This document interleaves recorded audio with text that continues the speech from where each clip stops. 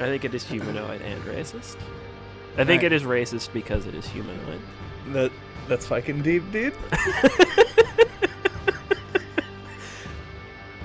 Welcome to No Clip. I'm Chad Rutherford. And I'm Andy Kinnick. And today, we're going to be talking about Blasphemous, which was developed by the Game Kitchen and published by Team 17 and was released in 2019.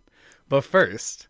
Hey everyone, welcome if you're new, and welcome back if you're not.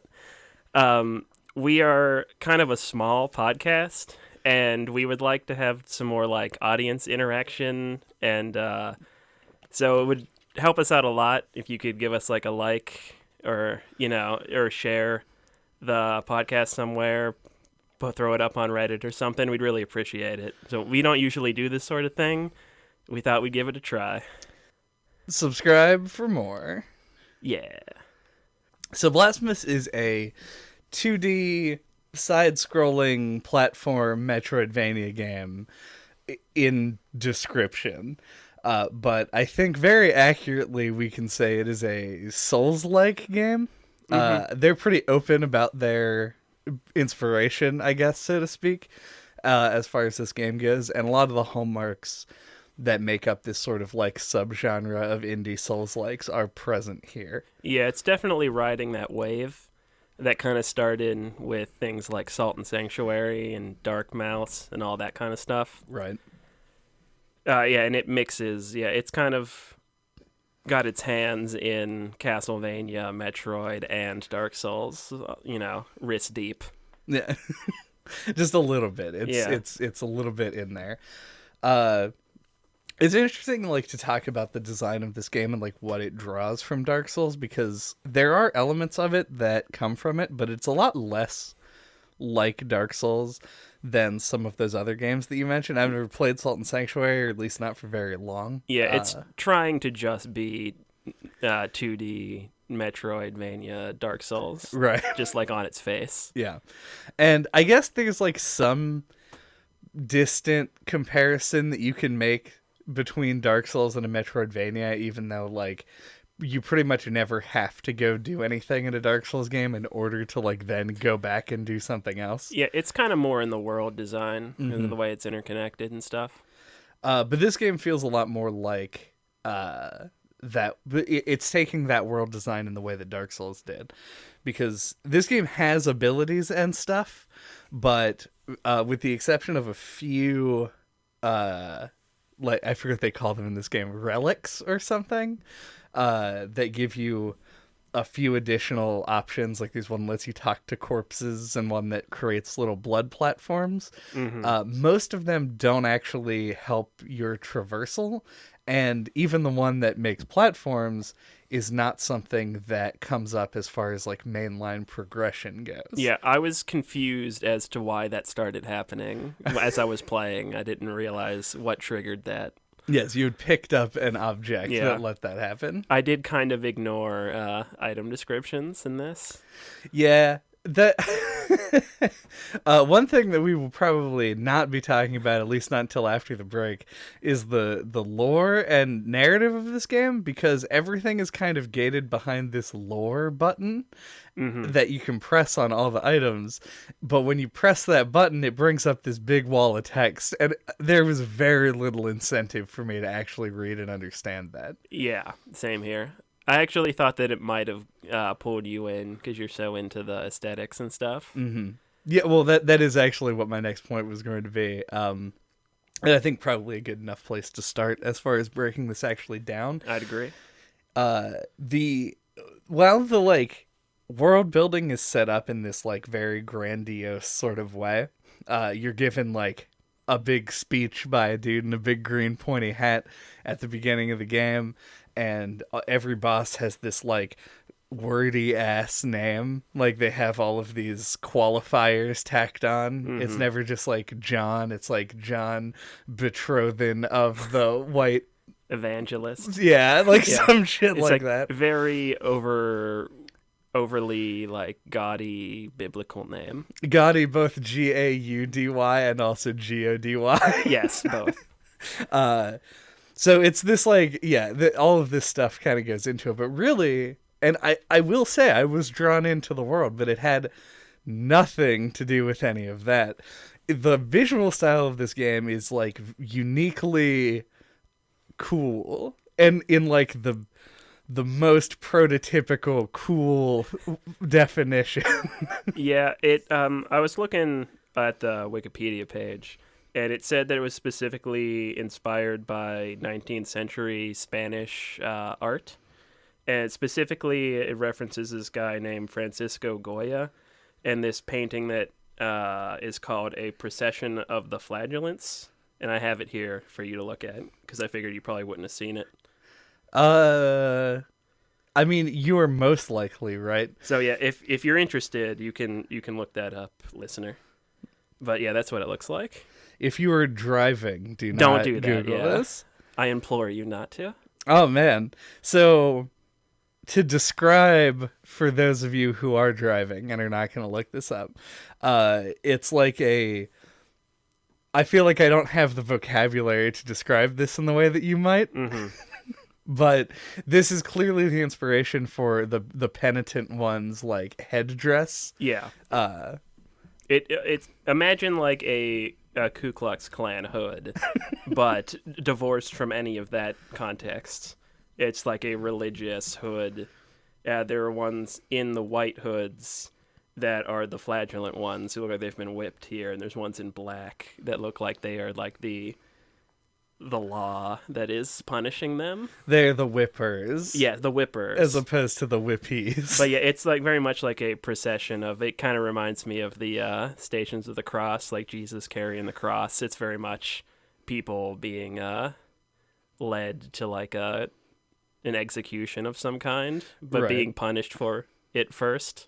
Yeah. So the world that they set up in this game is one in which there's like this thing that is called the miracle that we can basically just operate as like a stand-in for like a some kind of deity character, and the people who, or like rather your main character and the people who go on these pilgrimages that you are on in the game are referred to as penitent ones, which are people who are who feel guilty about something.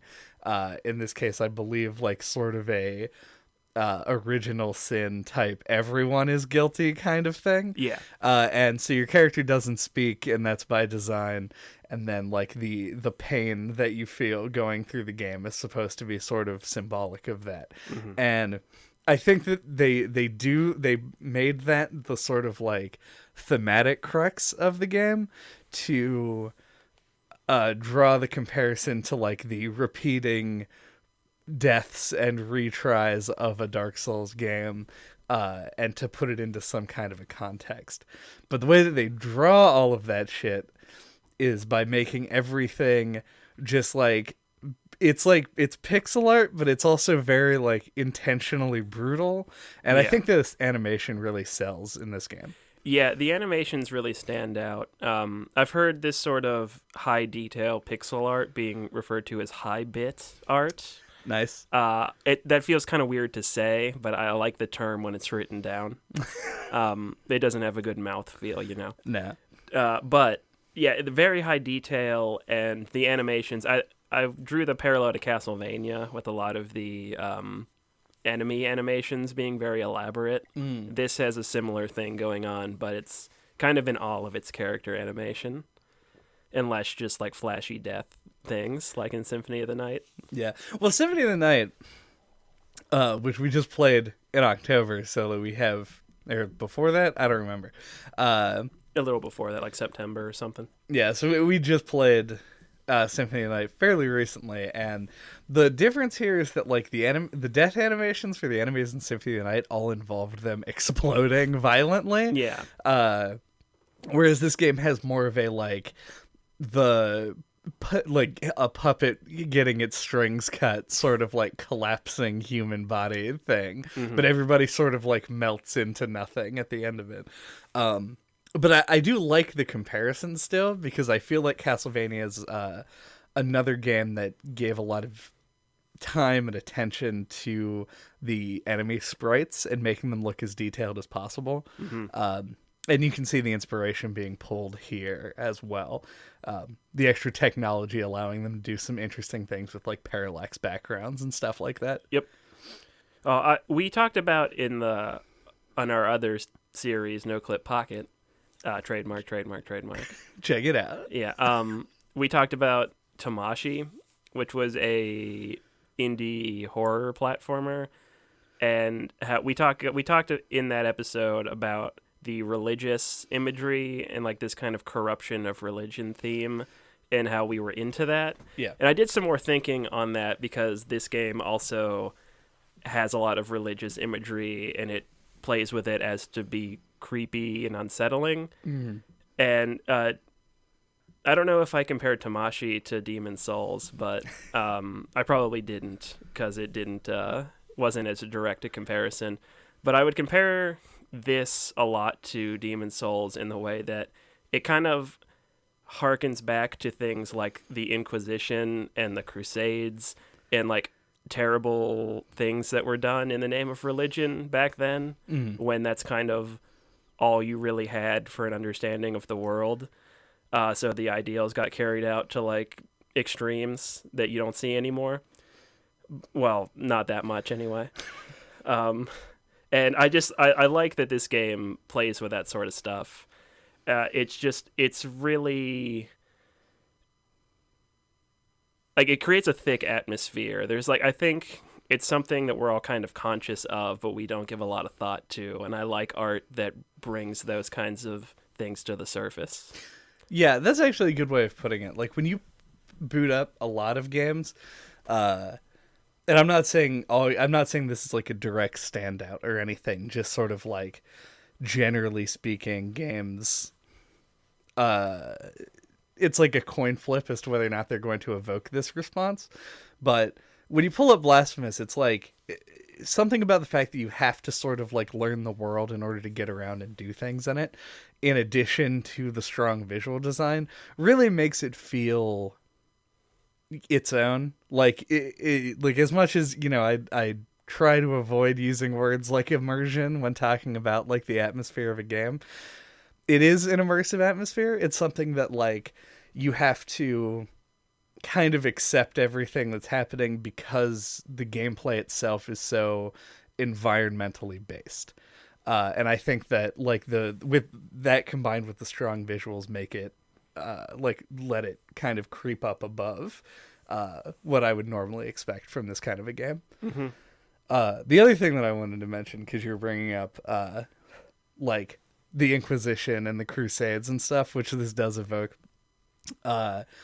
is I think that there's like an element of old religion, and this game is obviously like predicated on the idea of like old Christianity, for a lot of its symbols and et cetera, all like the visual elements. But I think that there's sort of a general confusion and like I don't know, like a public fear over the idea of old religions. Like it's something that feels, because of the ritual and because of the like antiquated nature and often like the violence of it, things that people did way back in the day that they just thought were the normal thing to do come off as culty and strange to us now. Like it reminds me of like Midsummer, the movie that just came out, not the season, where like these people go to this like Nordic area. I don't exactly know where they are. I think it's Sweden, and like experience these like old religious rituals that occur, and it takes them off guard. And I think that's sort of the basis for a lot of these like cult related media, and this game plays into it as well, except it just puts you in the time period, so even your character is supposed to accept everything as normal, right? Which I think we've gotten away from the visuals a little bit on that, but the thematic elements of it really do add a lot. Yeah, I didn't want to let that slip away without mentioning it. I mean, I don't think that we could. The game is called Blasphemous, right? Which like is more or less like you know what you're getting into when you start the game, right? And it really did reel me in because the game explicitly states up front that your goal is to kill God, which is my favorite plot point in all JRPGs. Right. Yeah. So, one of the things that the game sold me on, because I've actually been looking forward to this game for a long time, whether the actual experience of playing it lives up to that like expectation that I had, you'll have to listen to find out. But in all of that sort of drew me in was this GIF that they posted on their Kickstarter page of what ended up being the first boss of the game, which is this like big like deer looking guy. He's like a 25-foot tall deer, and he rips the head off this statue and smashes you with it. Like, that's the whole, like, that was what they had animated. They're like, this is that thing. Here's the thing that you do. And that, like, smooth animation, the creature design, and the idea of fighting big giant bosses really are what drew me in, I think. And the game really does deliver on that often. Mm-hmm. Did you enjoy the bosses in this game? Yeah, they're one of my favorite parts about it. Another thing that made me think Castlevania, or even more generally, maybe just like PS1 era sprite-based games like this, is they always like put an extra level of detail into the bosses that they couldn't do with the normal enemy sprites, or they didn't do. Where there's a lot, it feels like there's a bunch of different layers and like moving parts to them, and they take advantage of like the foreground and background in some of them, like with the hands coming up and the hallway boss. That's like my favorite boss in the game. Yeah, so there is a lot of visual spectacle to them, which I thought was really cool. Yeah, and I think that the visual design is really where they shine as well. This is one of those odd games where I actually do like the bosses a whole lot, like a lot more than the moment to moment. Like, I'm usually the opposite with it. If I enjoy a game, it's usually because the majority of the game is what's cool, and the bosses can either be highlights or lowlights for me. Mm-hmm. In this game, the bosses really sort of like took a pretty big chunk of my attention as I was playing, and a lot of it is that visual, the animation, the actual design of them. I do love that fucking guy just being held up by all those hands. Mm-hmm. Like, it's just so, like, they're really creative, and they're really big, and they're really, like, these whole events when you run into them. The baby with the scorpion tail is, like, insane. Like, it's weird to even think about what went into making that design. Mm-hmm. And I wish that JJ was here for this, because I want to know what he felt about the smaller man-sized bosses, who I'm generally less a fan of. That's classic Chad. Now, this game definitely, it had less of those, the humanoid-sized bosses, and I don't think they really play into what I like about those kinds of bosses, where they feel like they're putting you up against something with similar skill sets to you. They kind of just felt like beefed up regular enemies to me. Yeah. So I don't think he would have been super high on those, but I don't want to speak for him. Yeah, they definitely put more stock into the giant abomination bosses. Yeah. And actually I want to bridge sort of into talking a little bit about the mechanical experience of all of it, but I've heard a lot of talk online about the prayers, which are like the spells in this game, and how they're like useless. And I actually don't agree with that, but I feel like their use predominantly shines in the boss fight specifically. I don't think I'd say that they're useless, but I almost never used them. We talked forever and ever ago on the Kingdom Hearts episode about how you end up neglecting a lot of your abilities because it's always the most efficient and easy thing to just hit things with melee attacks. Yeah. This game had a similar problem to me, or it's not really a problem, it's just kind of the way I took to it, where the parry was so good and like regular melee attacks got the job done with pretty much any enemy, that I just kind of ended up forgetting about the spells a lot of the time, like in the heat of the moment. Yeah. And yeah, bosses, it probably would have helped with several bosses, but I was already in the habit of not using them. Which also made the guilt mechanic, like where you die and you drop guilt, kind of meaningless for me. Yeah, it feels great. Well, I mean, even somebody who uses the magic more often, which I'm assuming is me, it's still kind of toothless. Like, it doesn't do enough. I think there's a couple of like factors to that. Obviously they wanted the death mechanic in this game to be less punishing because like the game has a lot of platforming and a lot of kind of one-hit kill deaths, which is, I think, unfortunate. I think the game probably should have toned back on that a little bit, but because of that, they didn't want you to be like missing a jump and then like losing health or something. But one, your fervor fills really slowly, and two, like from melee attacks, and two, like the spells, like your reward for getting it isn't really that high.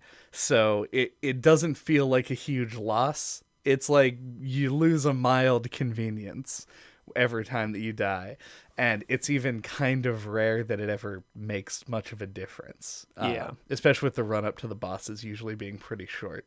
Mm-hmm. It's really, I found it easy to almost always make it back to where I had died previously. Yeah. But was there a particular reason why you did like and engage with the spells? Oh, right. I think that it was less that I engaged with them. I engaged with one spell specifically when I was in the overworld, and it was the like call lightning spell, because there would be situations where you were just underneath of shit and you could just call lightning, kill the thing, and then move on with your day without worrying too much about it. Mm-hmm. And you'd only use it like 2 or 3 times, and like my fervor bar, not to have a fervor bar measuring contest here, but it was pretty massive by the end of the game. Mm-hmm. So you could still only use it, I think, like 4 times was the max, like right around there. But one, you get a huge, like maybe a complete refill every time that you pick up your fervor or your guilt fragment. That's what it's called. You get a refill on it whenever you pick that up, and then in addition, the spells are so like mediated throughout. It made it real simple to just sort of like manage that. But then in the boss encounters, I felt like there were some spells that just did so much against certain bosses. Like the call lightning spell is really good against like the hands man. Yeah. Because it hits him and it also will hit the hands. And like the ground puck fire magician attack was good against the jumpy jail cell guy, because he would like hang out in the top right corner of the screen, and you could lag out the game by hitting him with that spell like 50 times in one attack. So I don't know. It felt like, to some extent, earlier on in the game, I felt like the spells were there specifically to be used against bosses, like in a Zelda game. Like, I was like, oh, I got my Flame Puck spell, so I use the Claw Shot against the eyeball on the boss guy. But then later, it turned out that really wasn't the case. I just happened to use them against some of the bosses. Yeah. So you just like didn't do that? No, yeah, I legitimately kept forgetting about them. That is a whole thing. And you beat this game in like a couple of days, didn't you? Yeah, I found the difficulty to be generally pretty easy, with some exceptions up until the end. Yeah.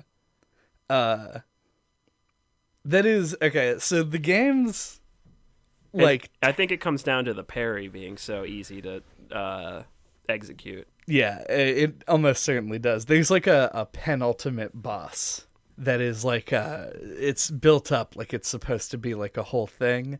There's like a corpse you can talk to that's like, the greatest knight of this or any era is in the next area, and she's gonna really kill your ass so good. And like and she gives a speech before the fight about how she's gonna kill your ass so good. And then her entire boss fight comes down to parrying just all parrying of her over attacks. again. Yeah, like she killed me a couple times, but then the time that I did beat her, she did like barely any damage to me. It's weird, like, and then like some bosses the parry does nothing against, like, Yeah, I think that's why the big monster bosses are better in this game, because you can't parry them. right. Yeah, but it takes a lot of the challenge out of the overworld combat, and it takes the challenge out of any human-sized bosses. So the only time that you really feel like you're utilizing your tool sets is against those big bosses. Which I think is when we're going to talk about the actual like mechanical running around in this game, because this is where the game loses points, at least in my opinion. Oh yeah. Because I like the design of the world. For just to get it out of the way, I think it's like generally good.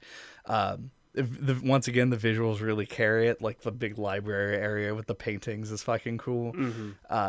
Yeah, it felt very streamlined for a Metroidvania. Like it didn't feel like as expansive, and I have to go back and check everywhere every time I get to a new thing, and it felt more straightforward, and I liked that. Yeah, I think that was the concession that they made, because none of the abilities you get are necessary for progression. They don't really want you to go back through areas and explore unless you're going for some like completionist type thing. It's more about like the combat than it is about like upgrades and stuff. And yeah, because of that, the world itself is it's linear. Like, it's not supposed to be linear. They claim that the game is open world, but it is pretty much you enter an area, you go from point A to point B in that area, then you move on to the next area. There are only a couple of places where areas intersect, and when they do, they're usually part of a prescribed path just to get somewhere else. So it's less about picking paths and navigating, and more about just sort of like overcoming gauntlets, which feels more like Dark Souls in that way. Or rather, it feels more like Dark Souls 3. Yeah. Whereas the world design clearly wanted to be Dark Souls 1. They landed about 5 years too late. Right. Yeah, I felt like it had a nice difficulty curve to it, though. As I said, I thought it was kind of easy.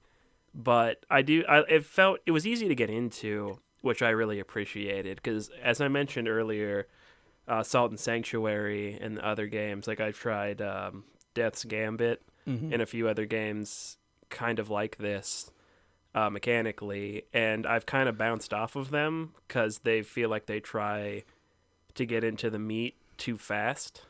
And I felt like this felt a lot more accessible and easy to just kind of to start out in than a lot of other indie games, I thought. Yeah, this nails that curve, like you said, like better than most Souls games that I've played, or Souls likes rather. Yeah, a lot of them are too eager to be like, oh, really challenging right off the bat, and this eases you in, which was smart. Yeah, for a game that's billed as a dark and brutal 2D platformer, it's actually pretty light on the brutal, and heavy on the oppression. Yeah, heavy on the darkness, sort of. I'm sure it would be darker if I understood the lore more. Admittedly, like, there's lots of gross stuff going on, but at the same time, like, it isn't gross in an unappealing way. That's probably not the way to put that. But yeah, you get into it pretty quick, and they even do the like tutorial boss thing, like the thing that like certain Souls games are sort of famous for, where they throw you against a boss in the first 10 minutes, and you're like, oh my god, they must be really fucking serious. But like, it serves a purpose. Yeah, but this one isn't you're supposed to die to it first boss like the Souls games tend to do. Yeah, and this one is not even this is more of a Udix Gunder. Yeah. than it is an asylum demon. Yeah, but it's even easy. It's a lot easier than Gundyr is. Mm-hmm. It's manageable. It might kill you a couple times, but you won't have too much trouble, I wouldn't think. Yeah.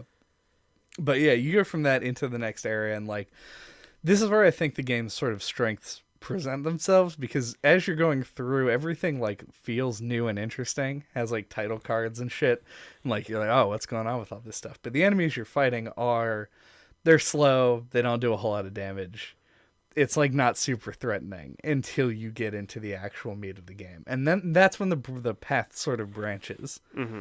But yeah, so the path splits after that first boss, and you have sort of options. It's hard to tell that you have options, at least in my experience. I kind of just plowed right on into the next area and kept going.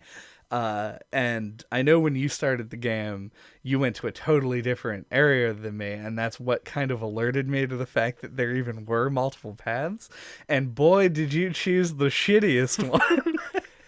Yeah, it's one of those things where the different people are going to read design differently than others, because like the way that I went also felt like it was just the way forward, which was completely different than the way you went, and you thought you were going the way forward as well. So yeah, it is non-linear. I think you have like 3 different ways you can go, at least once you hit that point. And everything towards the bridge felt like that was progression to later games. So I went up the mountain, which was pretty hard for that point. But I got all the way to the shortcut and then got back to like the little, if you want to call it a hub town, and then went a different way. But yeah, that was probably one of the harder parts of the game for me, because I tackled that early. Yeah, the area that he did first, if you've played the game, you probably know it as that fucking wind area. Mm-hmm. Which I think this is what highlights an element of the game design that I'm not a huge fan of, which is the number of sort of like platforming deaths you can take. This is a really rare thing to happen in a Dark Souls game, and it's for a reason. Like, this game, I understand, wants to be more of a platformer. Like, there's more jumping in it. Yeah, it's harder to avoid in a Metroidvania. It's like platforming is kind of tied into its DNA. Yeah. But in a Metroid game or a Castlevania game, you look at the settings, and I think this is also another reason why this is a thing that happens, is Metroid sets itself on a space station or on a planet. I guess planet doesn't really, It's not usually allow like forget in a lot of caves and things, like not open areas. Yeah, and then Castlevania was in castles, as you might imagine. Uh-huh. Because of like this area being you climbing up a mountain, it opens up the design for pits to exist. And pits in a game like this are shitty. Like, they're a way for you to fuck up one thing and then have to start over entirely. Which this genre of game is actually really good about being forgiving of your fuck-ups. They're supposed to be hard so that you can fuck up a couple of times and still make it. Mm-hmm. And it adds tension, and it like builds that in the combat. And then falling in a pit it alleviates your tension, but it definitely skyrockets the frustration. Yeah. The platforming didn't give me a lot of trouble, personally. Oh, well, fuck me. No. But I've heard I've read some reviews, a lot of people complain about it. And just to make sure I didn't like miss anything, but like there isn't a double jump in this game, is there? No. Okay. I think it would have benefited from one, because the platforming really isn't the focus. Mm-hmm. I like some of like the wall grabby, stick your sword into the wooden plank stuff, but like, yeah, having to jump between platforms with wind and being able to fall into a pit, not playing to this game's strong suits. Yeah. I agree the wall jump is actually really cool. Like, there are even there's a whole boss that's based around, like, being able to attack midair so you can, like, jump into the wall, stick to it, then like jump off, do some attacks on the boss as you go by, and land back on the central platform. And I like that. That it gives like a dynamism to the gameplay. It feels more unique. I think the problems run into, or the problems that they do run into, are like, when you're making like a level in Mario Maker and you jump between two platforms, and then you look at the Mario Maker jump arc of Mario, and you go, okay, I'm gonna put the platform all the way at the end of where they can jump to. That is where it sucks, because there are elements where you have to jump between a platform and another platform that are just like exactly at the length of your jump, and it's kind of hard to tell where the collision is. I think, at least for me, what made that sort of stuff difficult in this game was your character's idle pose. He stands with his legs really far apart, like a nice wide stance. And when you get to like the edge of platforms, like often like his front foot will be like off of it. Yeah. But like he'll still be on it. And that makes it hard when you're running and jumping to know like when you're at the edge of the platform, because you're already kind of half off it when you're still on it. So that made it hard to gauge for me. I'd jump early a lot, and I think that was why. And his run animation is equally hard to read, because he has this like deep lean forward when he's running. So there's always like an element of just like, am I at the edge or not? Which is what makes it hard to do.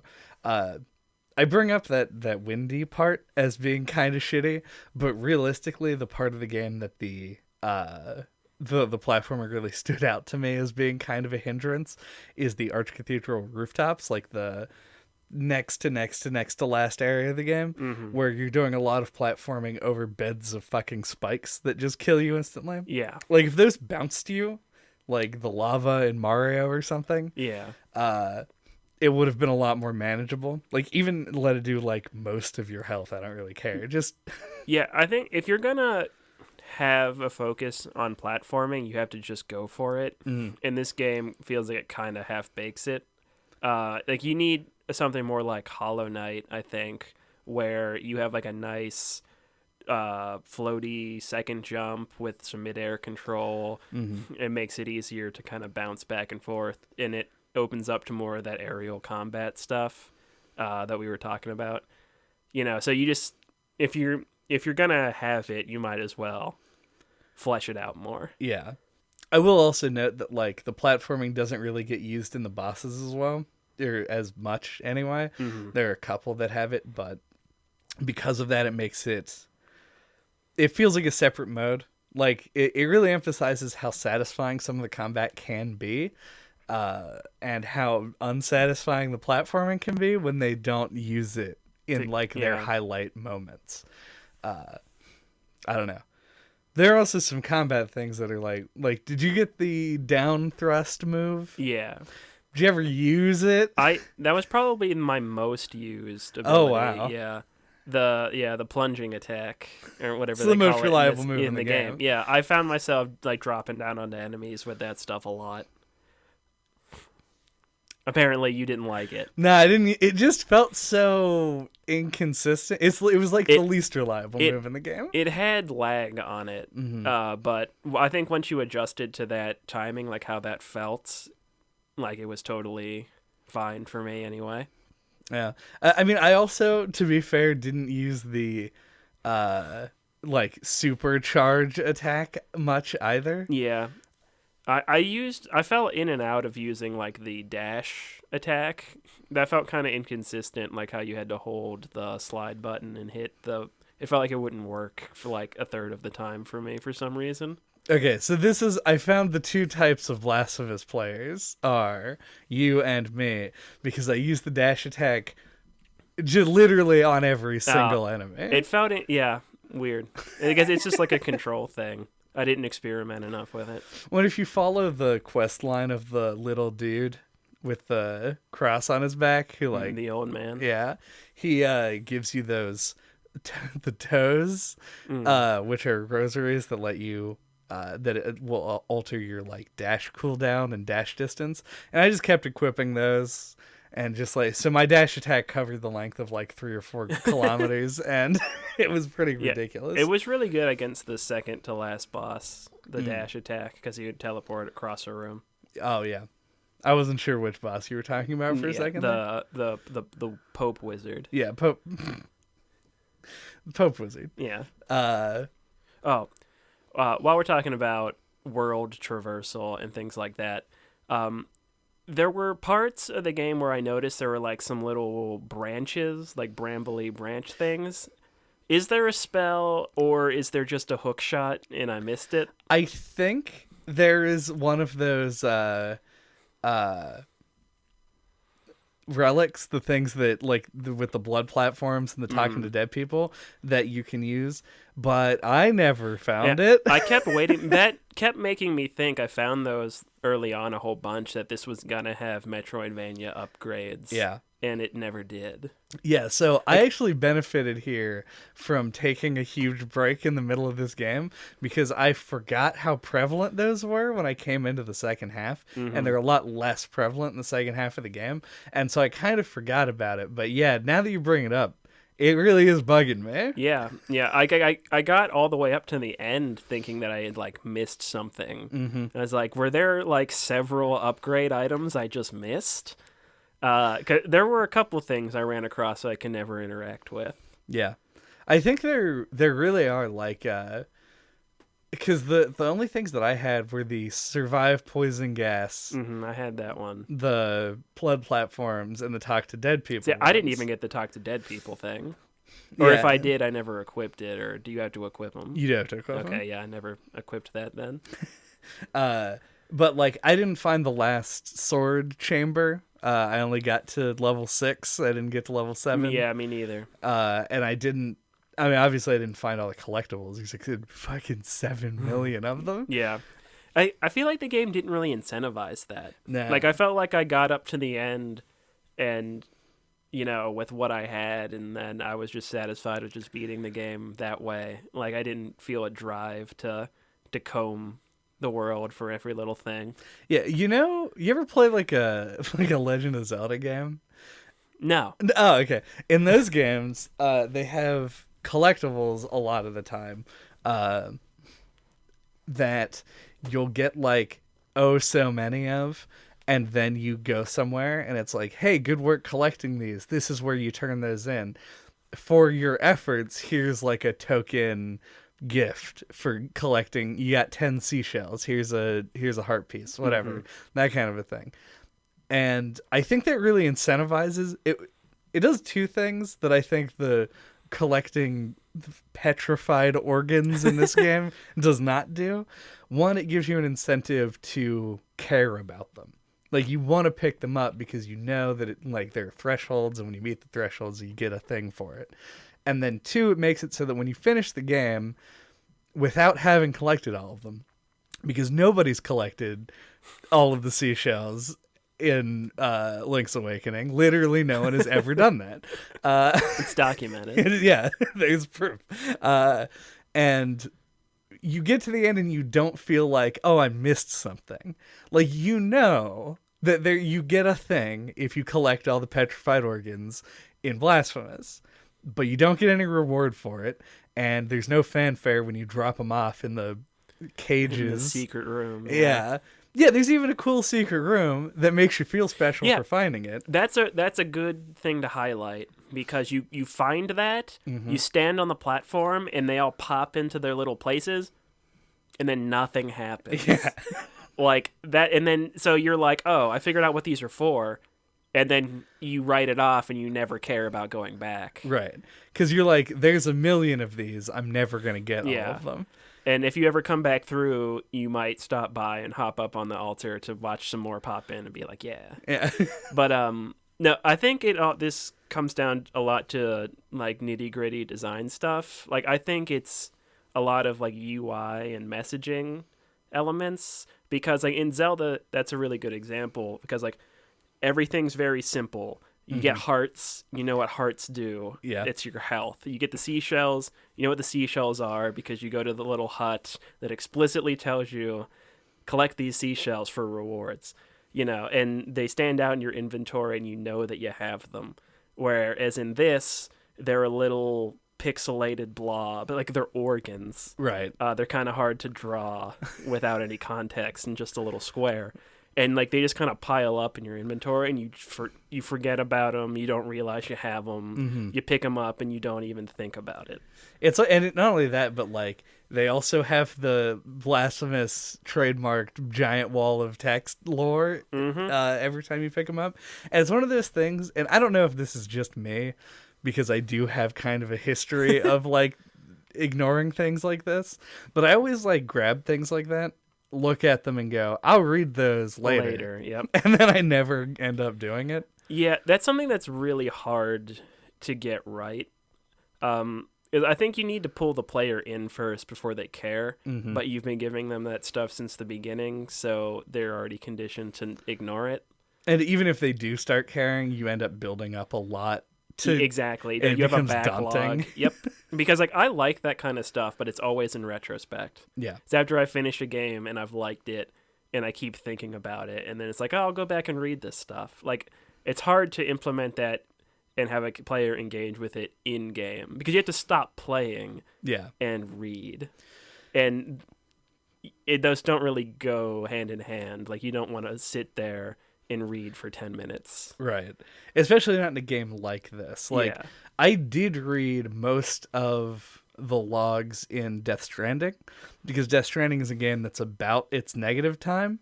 So you end up, like, having moments where you're, like, you've just finished a whole thing. There was probably some escalation of tension and then a release as you complete your objective. And then the game mandates that you sleep, that you go to fucking bed.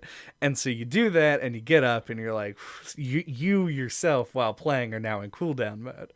Blasphemous never does that. Yeah, the private room is like designated reading time almost. Yeah. It's like, Noritas takes a nap, reads a book, whatever. He gets up, drinks his coffee, and reads the drinks his Monster Energy. He drinks his Monster Energy and reads the data logs. Yeah. Meanwhile, the penitent one is not stopping to read a scroll about some guy's fucking liver. Like, It just isn't happening. I think that's all sort of important for that. Before we get too much into the lore and such, do you want to take a break? Yes. And come back and then hit that subscribe button, and then we'll talk more about sort of like the story and the overall progression through the game. Yep, sounds good. All right. I don't know what the songs of this game sound like. Like, I don't remember them. Me neither. Oh, more on that in the second half.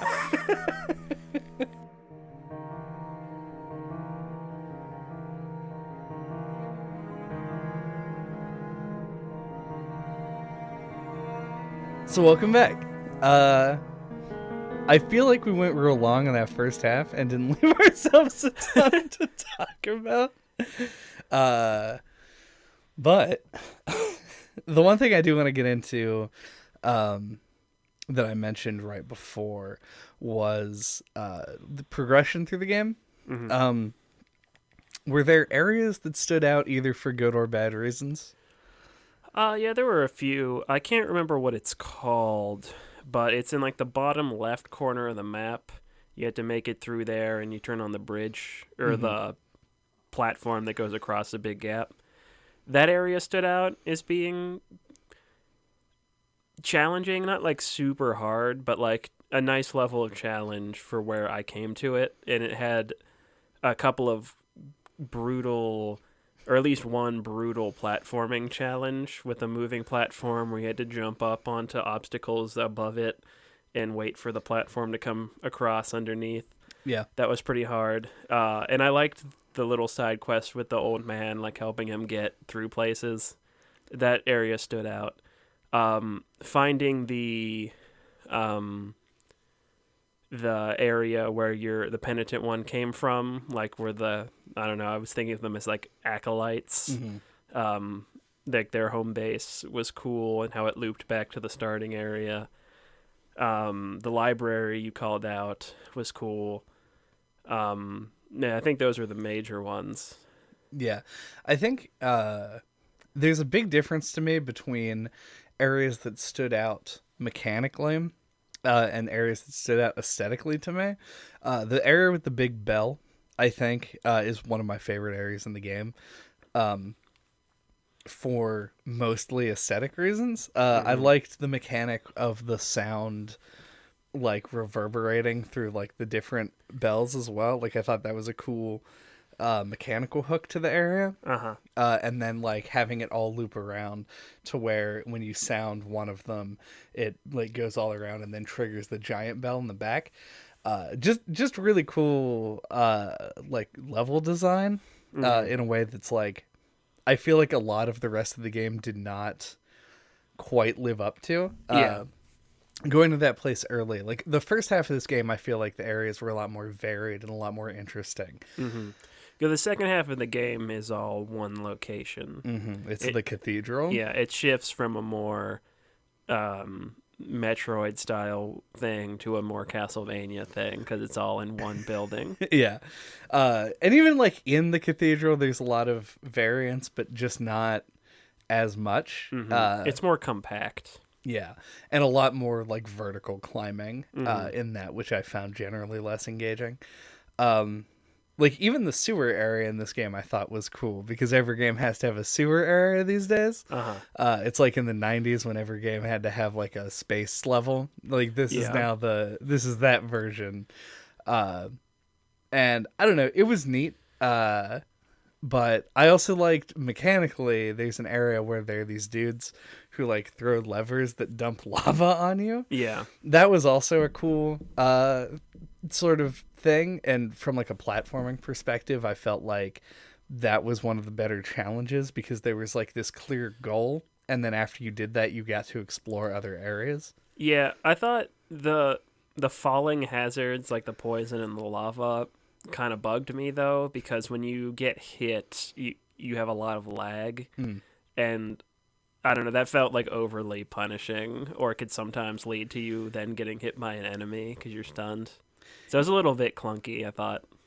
Well, the hit stun, the amount of hit stun you have in this game is very Castlevania in that you have a whole lot of it and you aren't invincible during it. You're just going to get hit again a lot of the time.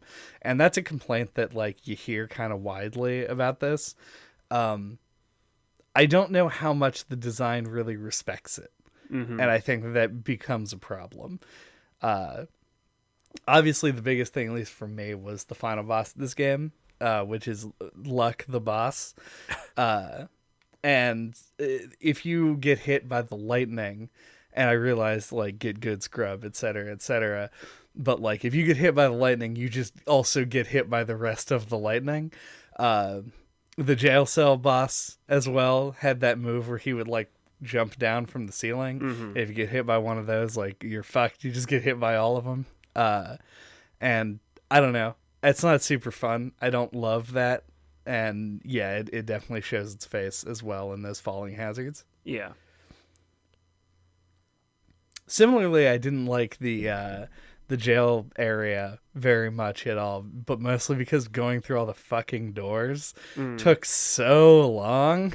I actually liked that as a difference in kind of a thing. And I liked that it gave the projectile blood boomerang thing a use, because those charging enemies were a lot easier to take out with that. Yeah. I don't know. I enjoyed tackling that area, personally.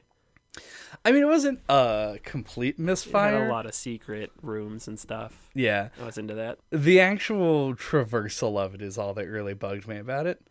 Because just going through, like, having to go through, like, a loading screen, like, 11 times in a minute is a bit much.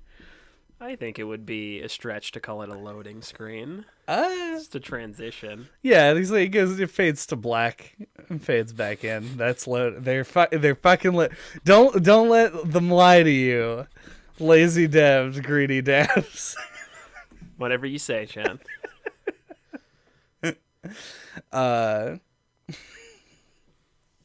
But yeah, you go through that transition a whole lot of times. But yeah, that's it. Like the actual Grand Cathedral, like structure and layout, visually was very cool. They made really good use of like their backgrounds in that area because it gives you this like ever further away cityscape view. Yeah. That looks really nice. Yeah, I really liked the the elevator that you collected the masks to activate from the bosses. I thought that was cool and was really intuitive to like understand what that was for. And I liked that the cathedral rooftops linked up to the mountain on the other side of the map. Yep. I thought those things stood out. Yeah, and also the like that transitional phase between the jail and the mountains area where like everything is in silhouette was a cool, like they didn't need to do that. Yeah, the sunset. I wish that would have been a whole area like that. Just pull a Donkey Kong Country Returns. Right. Do sunset level. Yeah, it was very neat, and I like that they decided to go out of their way to make an area like that. That, like you said, not a whole area. You just fight two big guys. Yeah, at least there was like a mini boss style thing there, so it's better than nothing. Yeah. I don't know. Really, I'm just burning up trying to talk about that final boss and how much I disliked it. I mean, we can just talk about it now. Did you ever end up beating it? No, No. I didn't care. That's the correct response, though. I don't know if I brought this up to you or not, but it's weird how similar in setup it is to the Radiance from Hollow Knight, but a way worse version of it. Similar in that you have to fight the false final boss before you can fight it. So you have to go through a whole boss fight if you die to fight it again. And then it's a boss that's in the background with platforms that you have to hop on to reach it. And it does attacks that are kind of determined by RNG. But yeah, this is just like a way worse version of that. And I gave up on the Radiance, and it was better designed. And so I just wasn't going to put in the time with this one. I think the biggest thing for me was that the platforms kept disappearing and reappearing. That seemed like an unnecessary element.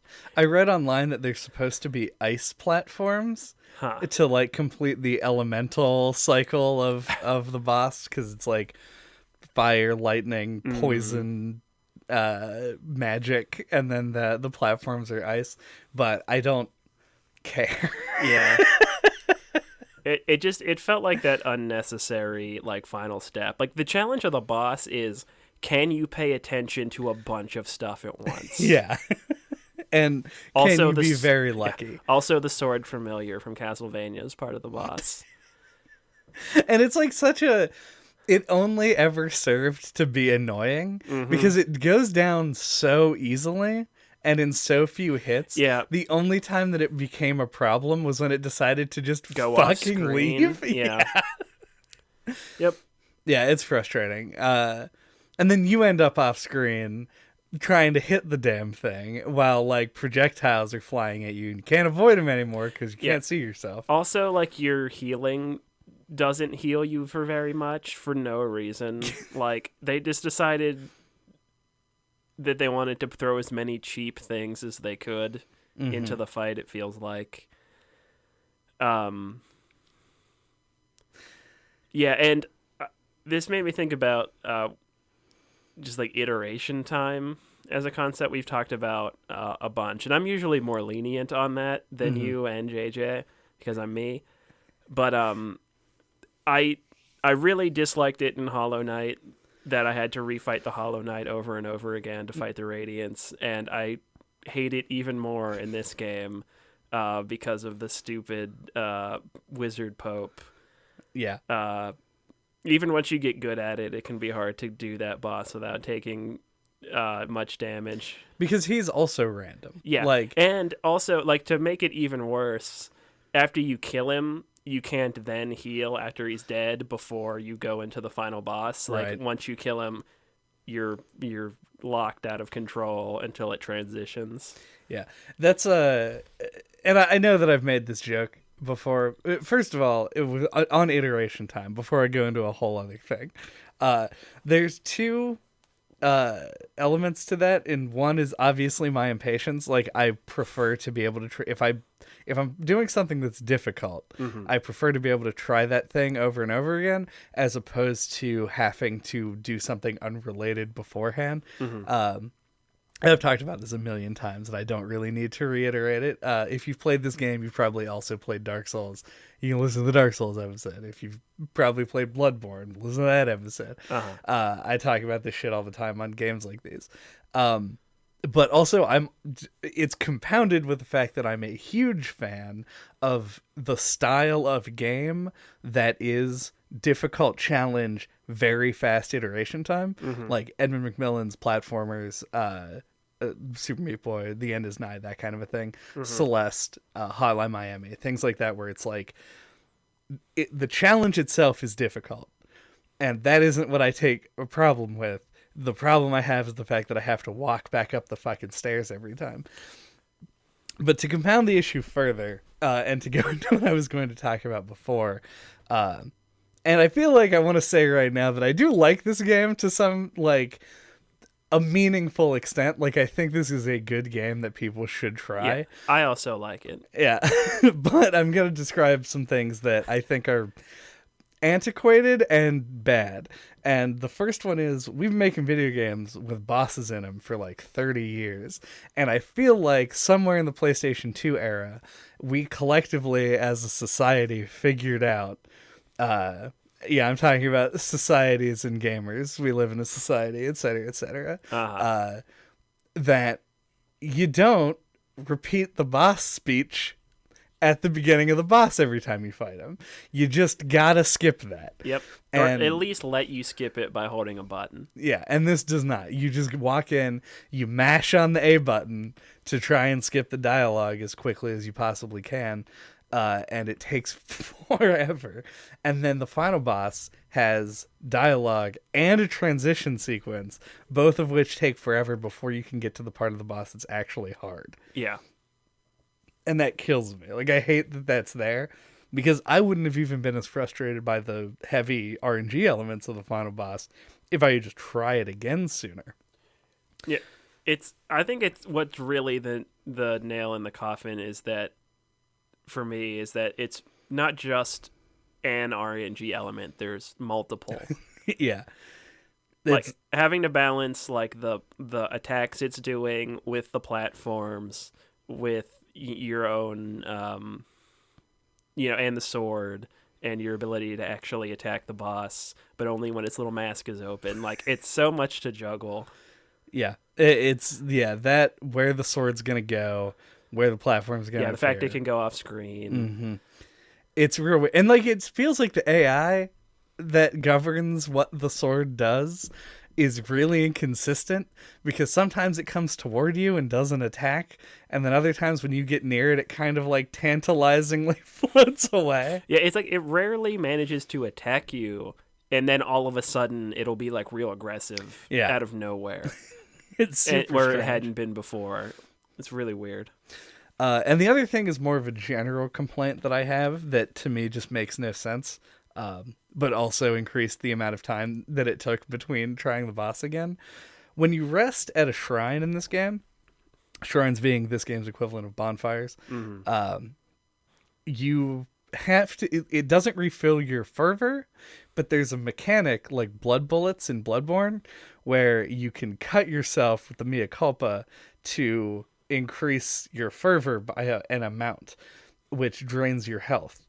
But because you do regain your health when you rest at the shrine, the quote-unquote optimal play is to cut yourself until you get maximum fervor and then go back to sleep and then get up and go fight the boss.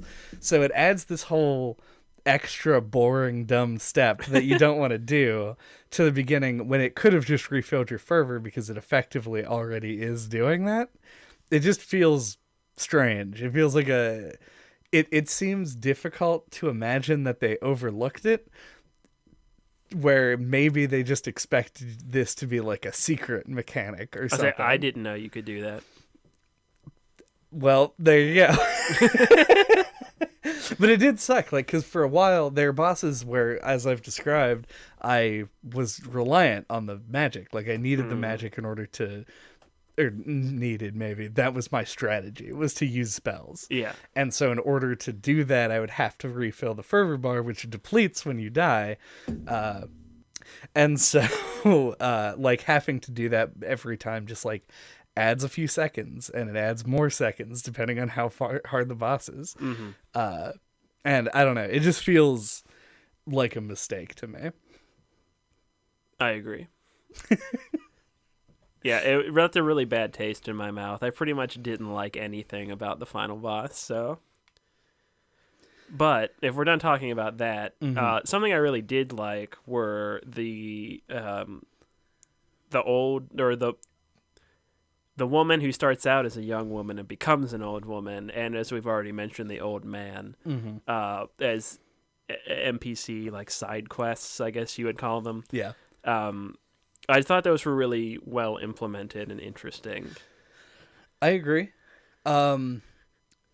With at least one of them. I know that the old man, like, has more elements to him, and so it's easy to sort of, like, point him out and be like, that was cool, I liked that one. I don't know how that ends, though, like, if I got to the end of his quest or not. Right. I don't think that you did if you didn't know, and I know that I didn't. Okay. Well, then I didn't. Yeah. I'll have to, like, do a mild amount of research to figure out what it is that actually happens. But yeah, I have a soft spot for the Ostrava / Siegmeyer style NPC you have to help out throughout the game, sort of thing. Oh, yeah. I thought you were referring to a yet third character. Oh, no, those are Demon Souls and Dark Souls characters. Yeah. No, I agree. I think that is a cool like element to it. My problem with the old lady / young lady / dead lady is I really liked how it's introduced, because you have this, like, person who's just there, like, she's just hanging out and outside of one of the boss chambers, and you talk to her and they're like, I can help you in the next battle or whatever, and you decide at that point whether you do or do not want them to come in. If you're like me, you go, no, let's try it. Before we do that, you go in, you die, and you come back and you're like, okay, let's try it with help, and you do it that way, and maybe you die, maybe you don't, whatever. You then proceed to the next thing, and then she shows up again, and the intended shock that the person is now she's now aged is legit. Like, I think they really nailed that.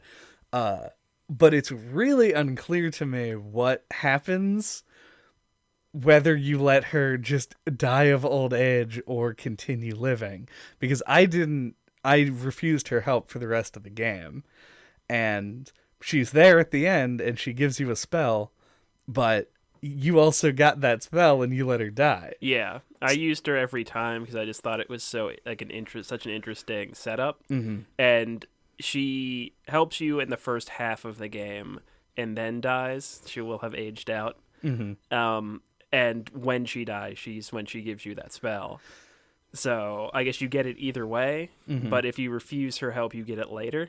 Right, which seems like a negative consequence of not asking for help. But for me, or the way I read it is, the way it's phrased is accepting her help is ascent, and refusing it is descent. Right. So, like, I think she wants to help you and to do that. So helping her, or her helping you, is what she wants to do. Right. So doing that is what gives you the reward earlier, and denying her that gets it to you later. Right. Well, I don't even necessarily need it to be like I didn't want to get to the end and then have her give me, like, the poison raging burning sword of doom or whatever.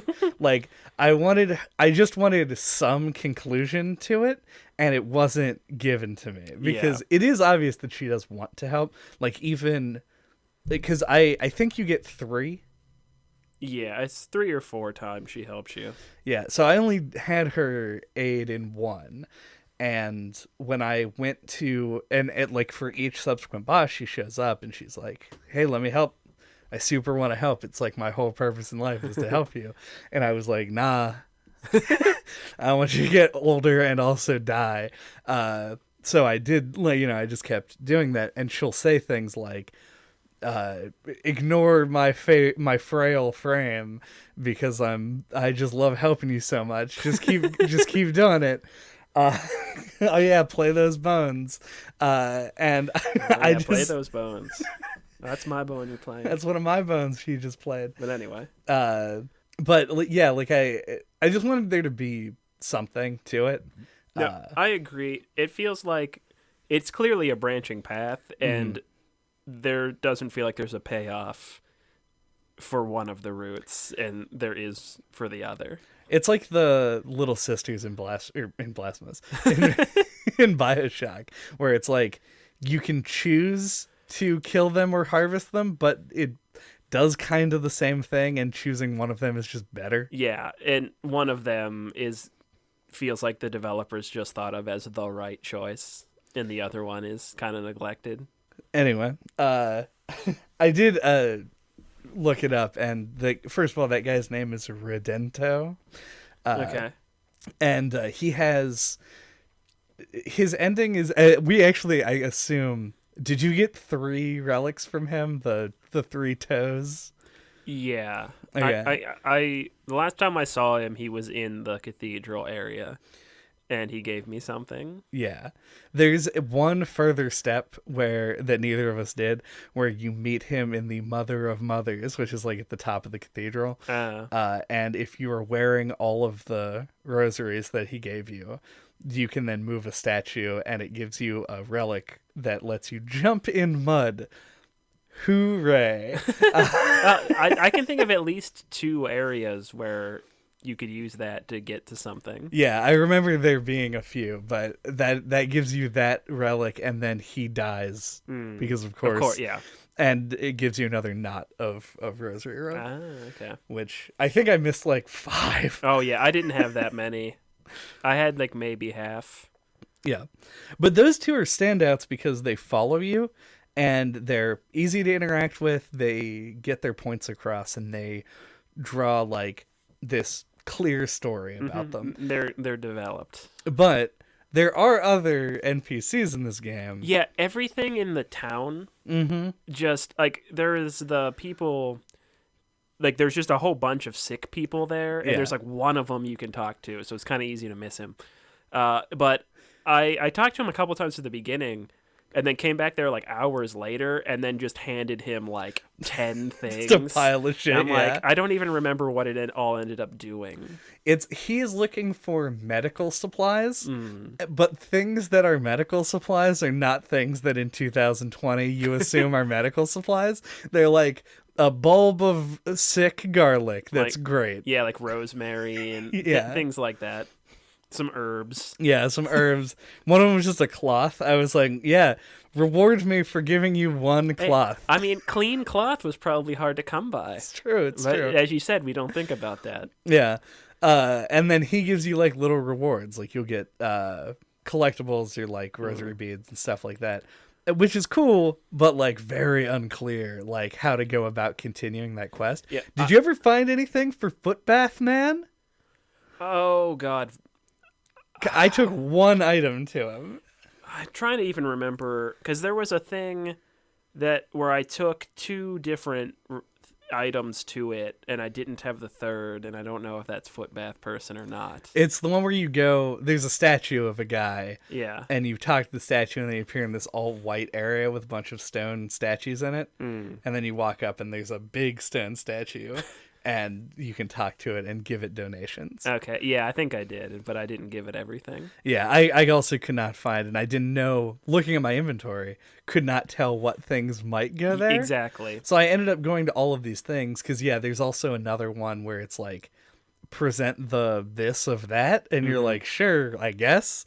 And you do that, And I just go around to all of them and be like, do I have anything? And it's like, no. Yeah, there's also like there was the tree. There's a part where you fight there's like a mini boss that like calls down lightning. And there's like a tree in the middle of that arena that you can present stuff to. And there's also another guy that's like nailed to a tree on the mountain area. Yep. Never went back to those places. Like Same. it's bad. It puts those things in places that are not easy to get to and then doesn't really incentivize you to go back to them. Right. Because it doesn't even tell you what you get. Exactly. Like, it doesn't even hint to it yeah. in any way. It's like... Because you feel like you're getting all the things you need. Like, you don't... Or at least you feel like you're amassing a pile of shit. Yeah. Like, you're like, this has to be useful somewhere, right? I picked up the black glowy orb. Yeah. I did think it was interesting or intriguing, but it ended up going nowhere. The spirit in the acolyte area, where all the penitent ones are from, that you present like the balls of wax to, like the candle wax. There's like a little spirit. Oh yeah, the one that's like, yeah, I know what you're talking about. I thought that was intriguing, and thought that would also be like a quest line. Like, maybe if I gave her enough, she'd speak, you know. Oh, wait, maybe I don't know. The balls of wax, I think, do they normally act as rosaries that you can just use to increase your health? Yeah. I never gave them to anybody. Or maybe you give her something and she gives those to you, or, like, there's some interaction there. I can't remember exactly what happens. Right. Because, like, you go into her room and there's a candle lit, and you get the wax from it, and then you talk to her, which introduces the idea Okay, yeah. Okay, I think that she appears in like multiple locations. Okay, that's the only place I ever found her. Okay. And I thought something would happen with that, and I never found it if it exists. There's also the person who weaves the rosary knots, who's like suspended by like all the thread. Yeah. Also a very cool image. Also doesn't really get used much as far as like the plot elements go. Yeah. Even the like. I don't even know. They call like the patron of wounds or whatever. The woman with all the swords in her. Yeah, is like a cool thing that doesn't get much explanation. Like, no, I was okay with that one though, because it was like a clear mechanical thing. Right. But yeah, that kind of an element is cool. Like, compare that with the altars that you go to clear your guilt. It's like just a statue. Yeah. You know, like having it be like a weird goddess with swords in her is like way cooler and memorable of a thing. Yeah. And it is. It's very interesting, especially like with the art style. Like, the game chooses well when it wants to go into like a more detailed. It has like cutscenes. Yeah, and they do these like close-ups and things. Like, you'll see your character in more relief, and it's like, I don't know. There's a really strong visual through line where you can tell like when the cutscenes come up, like they really like poured their fucking heart and soul into making this look good. Yeah, it's trying to emulate those paintings, right? Like that Renaissance era kind of art, or post Renaissance. But there's a lot more like contrast, and it's like almost got this kind of uncanny quality to it in a way, and it's very good at evoking the emotions it wants to. Yeah. So when I was playing my first playthrough, I got to decent ways into the game, like a couple hours, and then I encountered a bug where all my flasks, or I was calling them bile vessels. I don't know if that's what they're actually called. It's like bile something. It's But they all disappeared. Yeah. And I had to start the game over. And I could not find any information on it. I read some stuff where people would have one of them disappear, but I had like 4 or 5 at that point, and they just all went away. Mm-hmm. So I just wanted to throw that out there as a thing that happened to me in the game. Yeah. This is like so not a thing that we normally talk about. And there are a couple of elements to this that like I'm really lukewarm on this being read as like a take necessarily. Mm-hmm. But like, one, the game was a Kickstarter game and the budget was limited. The team is very small, and this is like their second proper game that they've made, like a sophomore effort. Yeah. And I think it did turn out pretty well. This game has a lot of bugs in it, though. It's very strange. There are a couple of like minor things that I noticed a lot is like your character's positioning. It's obvious when the screen transitions are happening because sometimes you'll like jump into an area and you can see your character physically appear in the bottom of the screen before the transition actually happens. I never noticed that. In the final boss, which I noticed because I had to repeat the final boss like 30 times, it's inconsistent when it stops your movement during the thing, to the point where one time I did a charge attack before his like opening speech, and when he appeared he was like right in front of me like an arm's length away, which made it like very strange to like move into the actual combat encounter because you could hit him immediately. And another thing that was present with the final boss, but I also noticed in other places, is anything that teleports will leave like lingering hitboxes as well. So you can just run into thin air and take damage. Mm-hmm. Yeah, there were some weird ways I found I could kind of like manipulate the Wizard Pope second to last boss, where like if I kind of like charged him and like kept really close to him, I could kind of lock him down and wail on him. Like it felt like I could kind of manipulate his AI a bit. Yeah, and if you hit him before like his shield goes up, it'll cancel the attack sometimes, or it will continue the attack and then he'll vanish and go somewhere else. Yeah, it'll have little inconsistencies like that. That kind of, like QA testing, polish. Yeah. And I mean, it's a testament to just how complicated games are to make to some extent. Mm-hmm. But then additionally, it's also like this game was kickstarted. I backed the Kickstarter 2 years ago, 2.5 years ago, something like that. Mm-hmm. And they had a like an estimated release date and they fucking stuck to it. Like the game came out. I don't think that they ever delayed it. And I think that those deadlines and the like them trying to release the game when they said they were going to, especially with the sort of bad rep that Kickstarter has gotten, where people will be like, oh, I backed this game and it didn't come out for a million years, or I backed this game and it was shitty. They really wanted to sort of like put out a quality product at the time, and I think that's sort of inhibited their ability to do some of that QA testing. It's weird how inconsistent the glitches are, though. Like, knowing that the bile vessel glitch is a thing that has happened but in a different way is bizarre. Like, I couldn't find a single instance of all the bile vessels vanishing. Yeah, me neither. And we were playing the Switch version. Yeah. If anyone out there has had that happen to them too, let us know. Yeah. But because we couldn't find anything about it, because I was like desperately trying to find a way to get them back. Right. It does seem like I thought I was just gonna quit right there. Yeah. No. But I stuck it out just for you. You're welcome. No, but I think the Kickstarter pressure almost kind of benefits it in a way too, because I think this game manages like its scope. I think that's the bane of a lot of Kickstarter projects.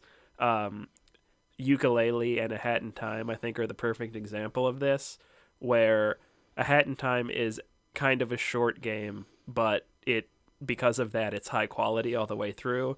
And with Ukulele, they tried to deliver something on the scale of like a Banjo-Kazooie, and it ended up with a rough product because games are really fucking expensive to make, especially 3D ones. Yeah. And it's hard to make something of AAA quality on a Kickstarter budget. Yeah.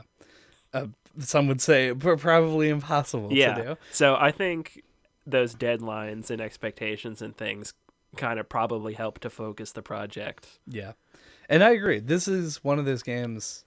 This actually might be a final thought, so we'll maybe come back to it. But I don't want to disparage the game for having glitches. Obviously, when you have a game-breaking glitch like the one that you experienced, it kind of sucks. Yeah. But, like, I don't know. There are AAA games that have glitches like that occur, and they don't tank particularly hard because of it, because normally they get patched out. I don't know. I would like to see a little bit more cleanliness generally, but at the same time, like, I'm more than willing to forgive it for the focus that this game had. Mm-hmm. You said you were going to delay your final thoughts, but... Well, I was just going to put it in the final thoughts. Oh, okay, yeah, because I think I'm about out of stuff. That was going to be my question. Do we have fervored thoughts? I think we came off critical on this, and, that just kind of happens with a Kickstarter indie project. There's going to be ups and downs in there. But if you like metroidvanias, especially like action-oriented ones, this is worth a look. It's unique in its aesthetics and atmosphere and all that, as we've mentioned, and to a lot of people, I think that's kind of the selling point. So if you like how it looks, if you like that kind of gameplay, this delivers, I think. For me, it kind of lacked that cherry on top, that extra, extra 10% to really, make it great. But for what it was, in the meat and potatoes of it, which is, the most important part of a game, that middle part, it was a lot of fun to explore. It was satisfying. The combat was satisfying. The game was easy to get into a flow state with, and just kind of plow through it. And so I enjoyed my time with it, and look forward to seeing anything else this team might put out in the future. Yep. This game, the developer of this game had one game before this. And we didn't mention it because neither of us have played it. But I've heard actually decent things about it. It's called The Last Door, and it was kind of an adventure style game. So it was interesting to see this type of game come from that studio. But when I think about this game, generally speaking, it feels like very close to being the ideal of this kind of a project. I feel like it has its focus and it stumbles in places like you would expect.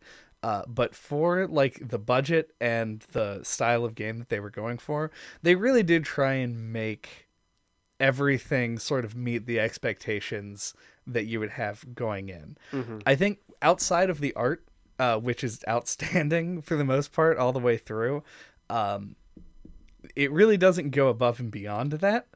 And I think that's where it meets expectations but does not exceed many. Yeah.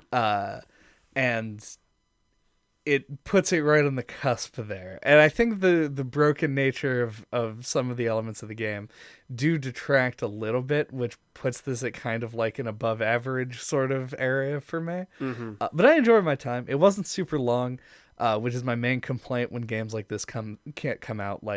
I wasn't able to play through The Surge because I knew that it was going to be a game that took 50 fucking hours, and I just wasn't in it for it. Yeah. But I was there for this. I liked this game a lot. It did feel like it could have had an extra third. Yeah, probably. Just something to pad out. Not pad out necessarily, but increase the depth. Yeah. And that would have been nice. There is stuff here for you if you are a completionist type, but I don't think it's very satisfying to do. Mm-hmm. So my recommendation is to definitely play this game, but play it like you would play any other fucking game. Just play it to beat it. Yeah, just play through as much as you can. Mm-hmm. And don't let all of your bio vessels get deleted by the game. Cross your fingers that doesn't happen to you. Now that we've planted that seed in your mind. I was so paranoid the whole playthrough. I was fucking paranoid. I don't know what caused that, man, but it didn't happen a second time, luckily. Thank you for listening to No Clip this week. What are we talking about next time? Next time, we're going to be talking about Life is Strange 2. I wasn't sure for a second if it was like chapter 2. It's not. It's just 2. Yep. The second sequel we'll have ever talked about to a game that we've done before. Is that true? Yep. Kingdom Hearts 3 was the first one. Wow. Sequel we did. Well, fuck. There's an interesting tidbit, I guess. Until that time, you can get a hold of us. All of our contact information is on our website at noclippodcast.com. There you can find links to our Twitter, our Discord, where you can come talk about these games, links to all of our old episodes, as well as our YouTube channel, our iTunes page, the Google page, where you can find all of our episodes on devices and shit. Check them out. Check out other indie games. Check out other games that were funded by Kickstarter campaigns, like I think just Broken Age. Hyper Light Drifter. Oh yeah. Undertale. Okay, I lied, but you can listen to those too.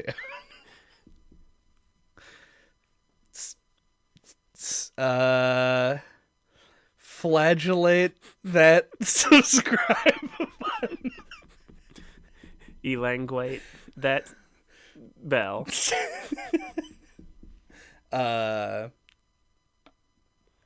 Goodbye. Crucify that comment section. Watch what you say as to not get crucified in the comment section. There it is. We struggled a little. Yes, I was trying to think of all these elaborate, like, time period appropriate words, and crucifixion was just the simple one to go with. Yeah.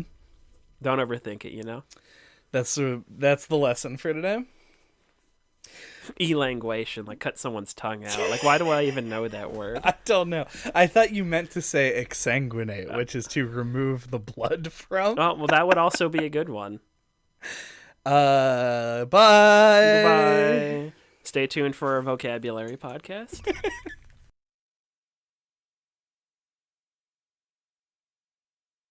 So, not too bad, really. Not too bad? Okay, this could work. Do you want to switch back, or you want to stay like this? If you have a preference I think I prefer the louder. Oh, there you go. All right, I like to be able to hear the shit. I love how insane that has to sound, like, totally separated from, the from experience of doing it.